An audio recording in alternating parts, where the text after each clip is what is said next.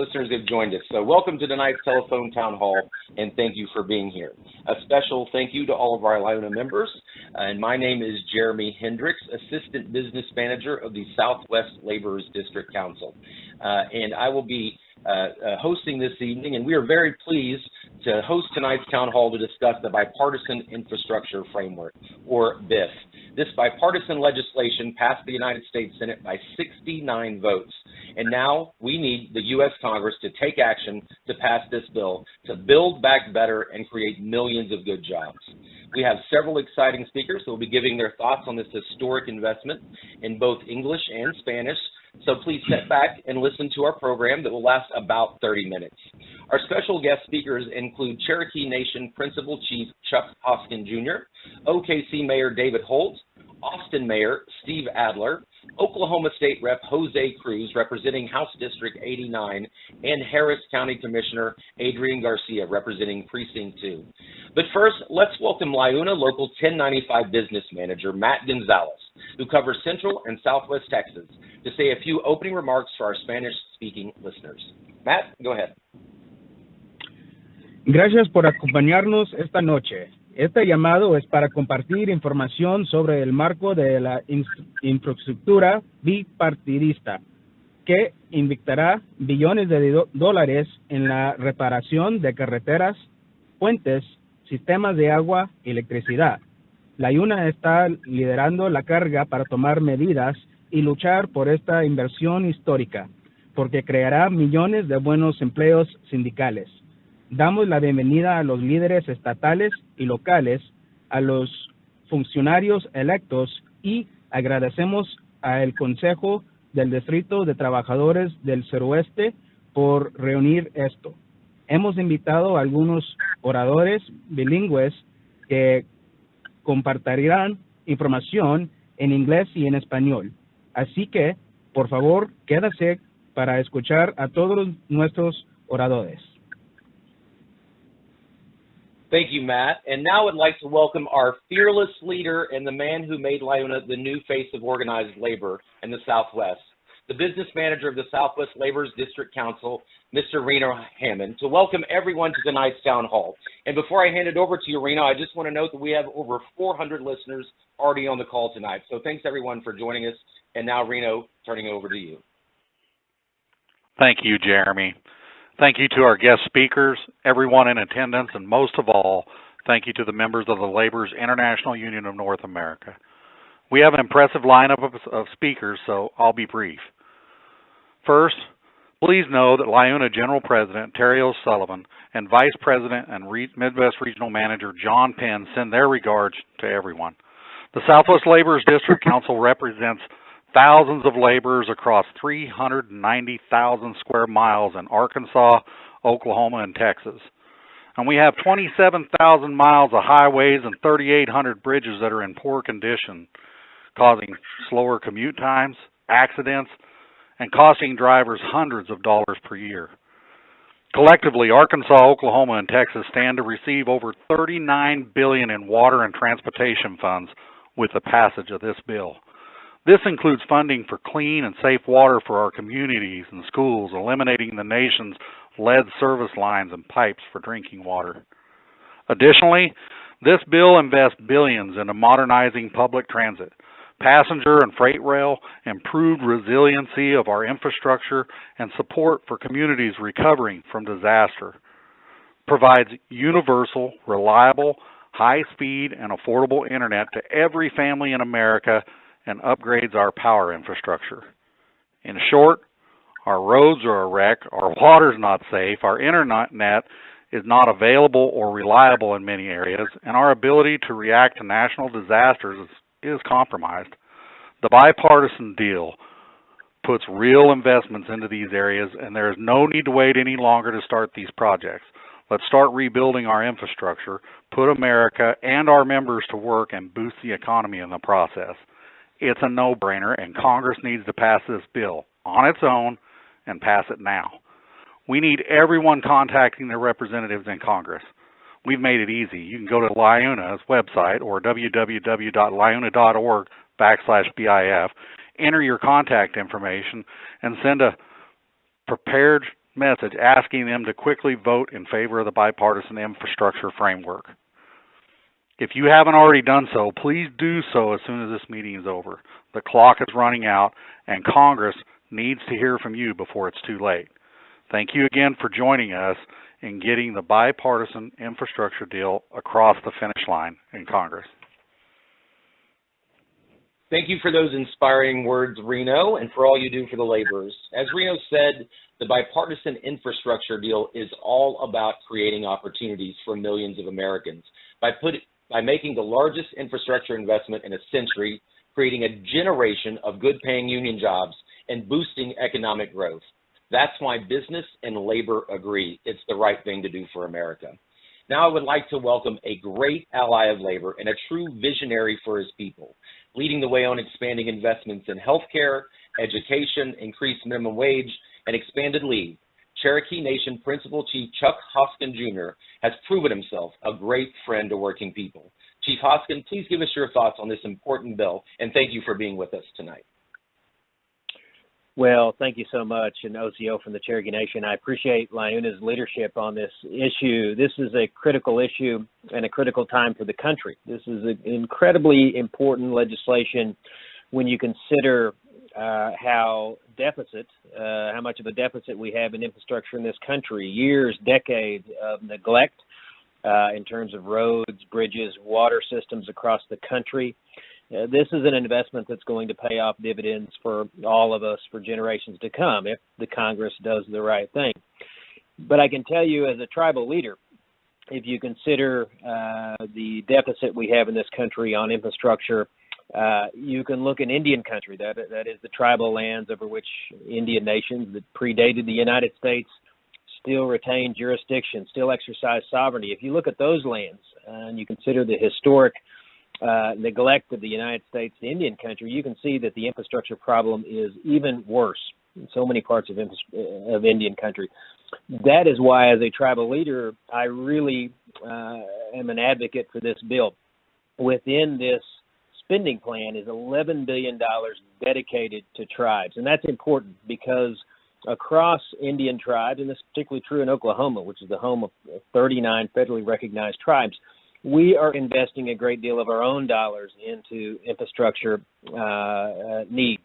So whether it's roads and bridges, whether it's water lines to rural communities that otherwise would not receive that kind of service, whether it's transit systems, whether it's broadband, where Cherokee Nation is investing already about $5 million to connect rural areas, we are already leading the way. And with these dollars in this infrastructure package, we'll be able to do even more. And I could go issue by issue, but let me touch on just a few. Just in the Cherokee Nation Reservation, we have about 3,400 miles of roadway that we are responsible for maintaining. So we've improved these roads over the years, built these roads, and we spend a great deal of time and energy making sure that these roads are kept up. This bipartisan infrastructure bill will put $3 billion just into a program called tribal transportation.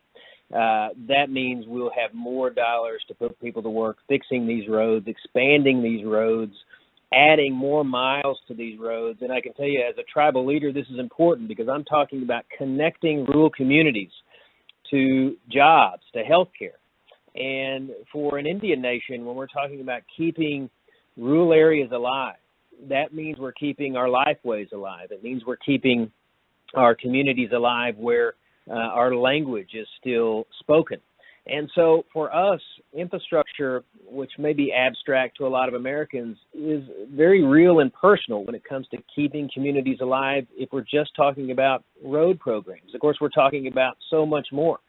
One of the biggest needs across Indian country is clean drinking water. And you would think that in 2021, there would not be problems in this country with drinking water. But of course, we know there's problems in urban areas, and we know in Indian country, there's a great deal of need on our tribal lands. You can go to the Navajo reservation and you can see that during COVID, one of their biggest challenges was clean drinking water in parts of their reservation. And the same is still true across Cherokee Nation. There are pockets of Cherokee Nation where the water systems are failing or where the water systems are inadequate. It can mean the difference between an elder having good drinking water, and for the broader community, it can mean the difference between a community being ripe for capital investment or a community that just withers on the vine with a rural water system that is just left without adequate investment. And so another thing this legislation does for Indian country is $3.5 billion into the Indian Health Service Sanitation Facilities Construction Program. For our people, what it means, again, are water lines for elders that need them, water systems for communities that are really on the ropes. I think it can really make a big difference in rural parts of the country where tribes are doing their level best to keep up these systems, but we need our federal partners to step up. This piece of legislation will do that. Yeah, Cherokee Nation, one of the things we're proud of is our transit system. And in this country, I think we've got to rely additionally on public transit if we're going to balance both environmental concerns versus the need to get from point A to point B, and also to connect people who may not have access to things that you and I take for granted, which is a reliable automobile. And so for some of our people, a transit program means getting to a job and getting economically stable, or getting to a doctor's appointment. So we do about 100,000 transit rides a year on a budget of about $1.5 million. This infrastructure bill will put more money into our transit program. That means we can upgrade our vehicles. That means we can connect more people. That means we can utilize clean energy. But for the individual Cherokee citizen, it may mean the difference between getting into a doctor's appointment. It may mean that young person gets a chance to go to college because they can get from their rural community to a regional college or university. It can make all the difference in the world. It excites me to think about connecting our rural communities, but I know we can't do it unless this infrastructure bill is passed. And so we really want to see it pass the House. It's already passed the Senate. Let me close by talking about broadband. Broadband is something that is so central to what we do at Cherokee Nation now, whether it's telemedicine, whether it's education, whether it's saving our endangered Cherokee language. Building out infrastructure to the rural parts of the Cherokee Nation is critical. And again, we're already undertaking an effort to do that. We put $5 million in it already, but we need to put more into it. This is a once-in-a-generation opportunity, I think, to do something for people in rural areas, people who are low income, people in Indian country and other parts of rural America who need to connect to the modern world. This bill, if the only thing in this bill was broadband, it would be worth the Congress passing it on a bipartisan basis. But of course, there's so much more in this bill. Once-in-a-generation opportunity. I'm so glad that Cherokee Nation is behind it, and I really admire LIUNA's leadership in helping getting this passed. So if I can do anything to help get this over the finish line, you know I'm going to do it. Thank you all very much, Widow. Thank you for reminding us that this is an investment not just in physical infrastructure, but also human infrastructure, health, and well-being, Chief Hoskin. The SWC covers Oklahoma, Arkansas, and Texas, so we must also remember that much of our jurisdiction overlaps with Indian country. So we appreciate the partnership that we have with the Cherokee Nation, and thank you for joining us tonight. Now we have a message from our friend, Oklahoma City Mayor David Holt. Mayor Holt's staunch support proves this is a truly bipartisan issue, and as the co-chair of the U.S. Conference of Mayors, he has been advocating for passage of this important bill all across America. Mayor Holt? Hi, this is David Holt, the mayor of Oklahoma City, and welcome to this telephone town hall. I want to thank LIUNA for hosting this, especially my friends Jeremy Hendricks, Terry O'Sullivan, and Reno Hammond. This is a really important topic that we've got on the agenda tonight, and it's the bipartisan infrastructure bill. It's passed the Senate with strong bipartisan support, 69 votes, Republicans and Democrats. It's got, letters from 400 mayors across the United States from both parties. It's got all kinds of support all across the United States, not just from elected officials, but from people on the ground who understand how important it is that we invest in our infrastructure. Here in Oklahoma City, It's going to mean more money for roads and bridges. It's going to mean more money for public transit, more money for passenger rail, broadband, water infrastructure, all the core infrastructure needs that our community has. So I hope you learned something tonight, and I hope we can continue to advocate for quick passage of the bipartisan infrastructure bill through Congress, put it on the president's desk, and let's start making these once-in-a-generation investments in our country. Thank you to Mayor Holt for that message of support and action. And now I would like to welcome my own mayor and a personal friend, the mayor of the finest city south of the Red River, Mayor Steve Adler of Austin, Texas. Mayor, thank you for joining us to talk about this important legislation, and thank you for always standing up and fighting for working folks. Jeremy, thank you, and an honor to be invited to participate. Great to hear the chief speak, and my friend Mayor Holt from Oklahoma City. What people are talking about this right now all over the country. It is historic, and the moment to get this bipartisan infrastructure framework done is now. This is truly transformational. It's generational. It is. $1.2 trillion can do a lot of really good work.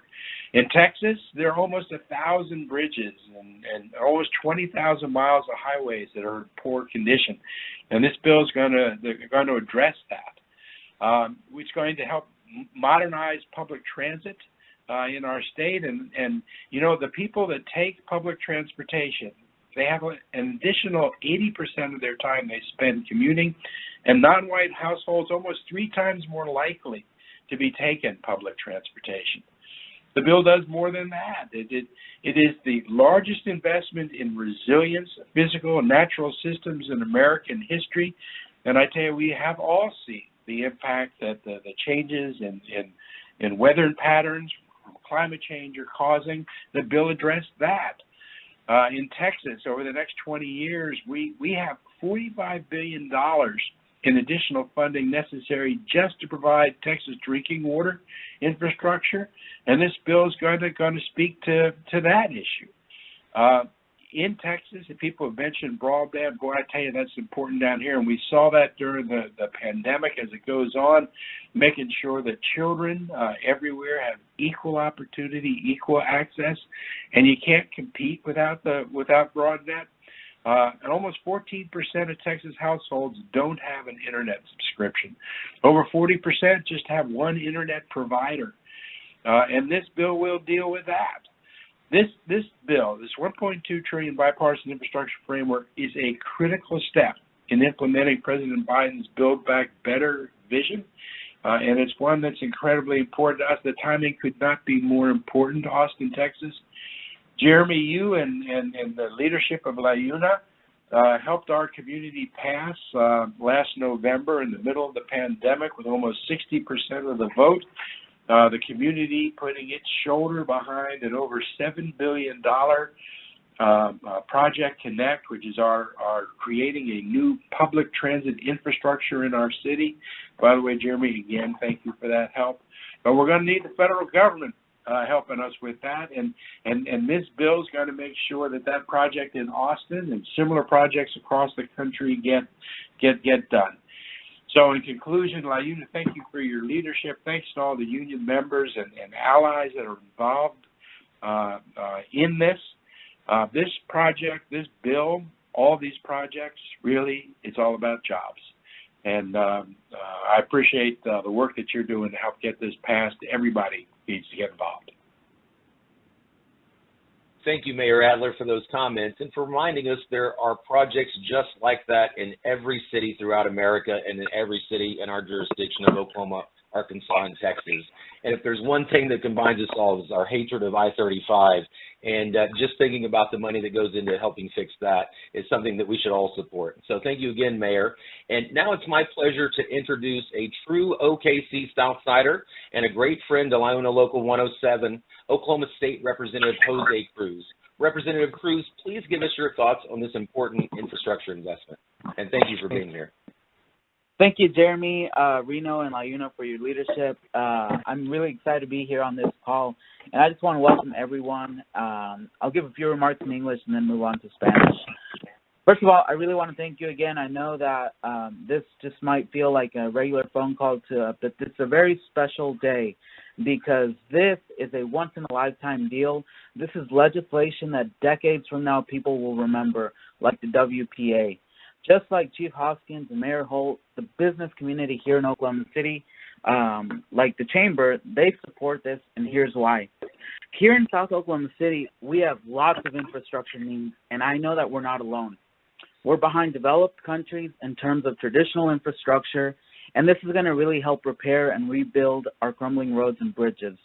Here in Oklahoma, we have about 2,300 bridges and 1,000 miles of highway in poor condition.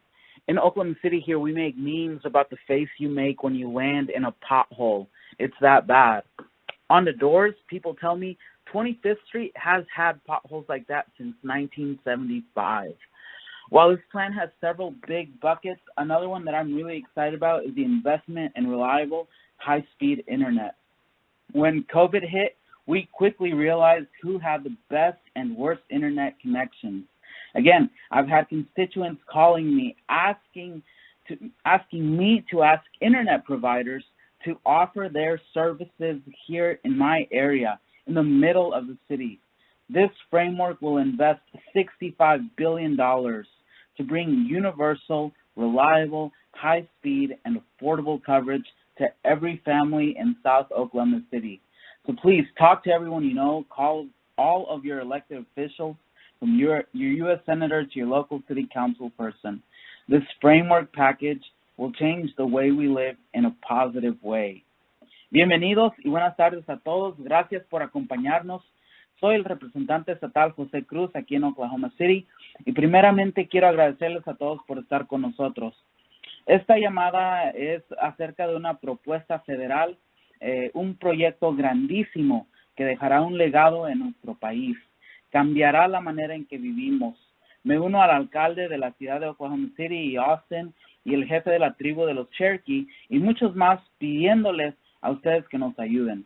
Habrán muchos beneficios y hay dos especialmente que quiero hablar, la infraestructura, el Internet. En Oklahoma tenemos más de 2,300 puentes en mala condición y más de 1,000 millas de camino que necesitan arreglos urgentemente. Esto pondrá a trabajar a miles de personas en la construcción y nos ayudará a mantener nuestras calles en buena condición. También habrá una inversión en Internet para que familias a través de este país, en nuestras comunidades, tengan acceso. Aquí donde yo vivo, en el sur de Oklahoma City, hay solo un proveedor y muchas familias no tienen para pagar el Internet o el proveedor no ofrece servicio en esta área. Con COVID, el Internet ha sido la manera para que nuestros niños aprendan en la escuela y esta propuesta aportará $65 billones solamente para el Internet, para ayudarnos a expandir el acceso. Así que ayúdenos a pedirle al Congreso que pase esta propuesta y nos ayude a nuestras comunidades. Gracias a todos. Thank you, everybody. Gracias, and thank you for your words of support, Representative Cruz. Thank you also for communicating with our Spanish-speaking listeners this evening. We definitely value their membership and support.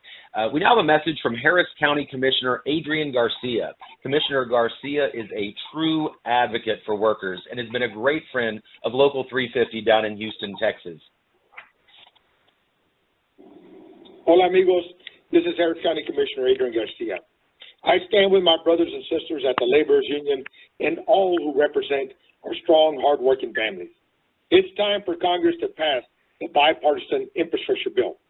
This will put millions of Americans to work while building new roads and bridges and other much-needed infrastructure improvements to Harris County and our country. Call on your member of Congress and tell them, ya es tiempo. Tell them it's time to pass this bill and get America working. Gracias. Much appreciation to Commissioner Garcia for his message, and he is correct. The time to act is now. We appreciate all of our speakers this evening. Now we would like to answer a question that's been asked by many of our members and allies.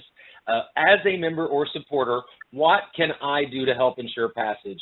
I would like to first ask Reno to answer this and then Matt to say a few words in Spanish, but then, of course, would open it up to any of our other speakers to chime in as well. Reno?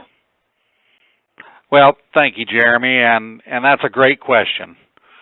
First, we need everyone to go online to www.liuna.org/BIF.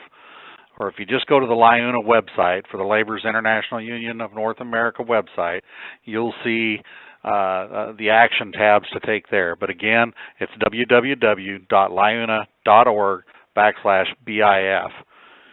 Enter your contact information and send a prepared message in support of the bipartisan infrastructure framework.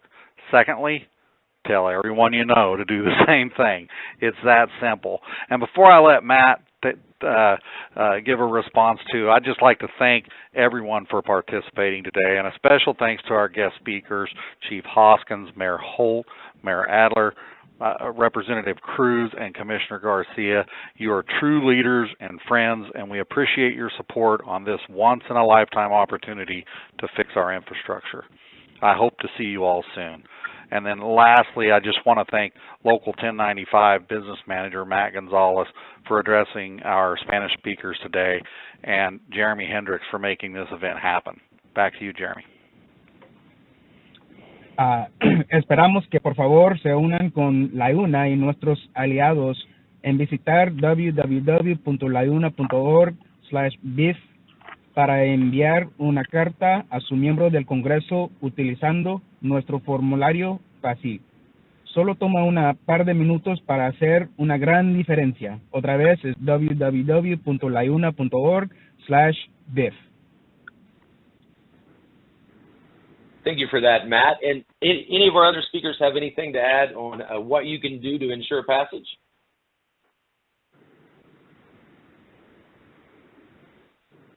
Well, I know a lot of you already mentioned earlier that it's important to reach out to not only your congressional elected officials, but all of your local and state elected officials as well. And that's why we've made an effort to bring folks in from all around our jurisdiction of Oklahoma, Arkansas, and Texas to talk about this important infrastructure bill. So thank you to all of our panelists who participated in tonight's telephone town hall, and thank you for listening to our program. Again, we had over 400 folks online listening to us right now, because this historic bipartisan infrastructure deal really does invest in America's middle class, and it rewards work, which is what America needs right now more than ever. It really is the largest investment in roads and bridges, clean drinking water, and so much more.